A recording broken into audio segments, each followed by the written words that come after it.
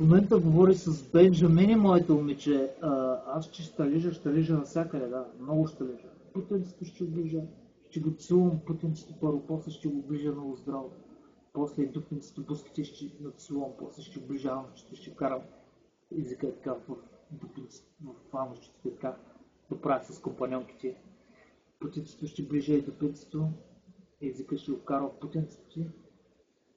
И в фанощите така, аз ще лижа навсякъде. Дупницето ще ближа, путенцето ще ближа, ще целувам дупницето, ще ближа, обаче после, нали, трябва, знаеш, че после трябва да си знаеш урока, скъпа. Знаеш какво следва после? Аз така грубо ги чукам момичетата. Грубо така, повече се възбуждам. Когато, нали, пак ще ви обясня, когато момичето е супер нежно и красиво, аз се държат грубо с неги, зверски. Дай. Ама аз, в принцип, с проступките вече съм свикнал с компонентите и баси тия си ока. Там боли на кура, важното на мен е да ме е хубаво на кура.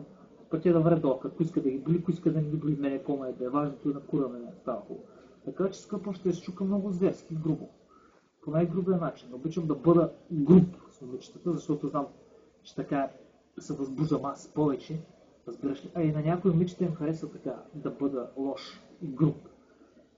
А наистина, ако и на мен ме е яко, така, повече се възбуждам и по-бързо така почвам, като набъде нерца от начало лекичко и после да го залъжа. Лекичко, скъпа, лекичко. В начало много лекичко ще отбутна, няма да бъде спокойно. Лекичко, като отбутна и после изведнъж като почна като набъде нерца. Той. Право почва оке да реве, ама ти не ли обеща по-лекичко да ти другия път вече няма да ти дам, много грубо ме е бам, дупата, пръста ми дупата. Така ли, скъпа? Ами аз съм ти платил за това. Ще пръсна дупата много ясно, ще скъсам.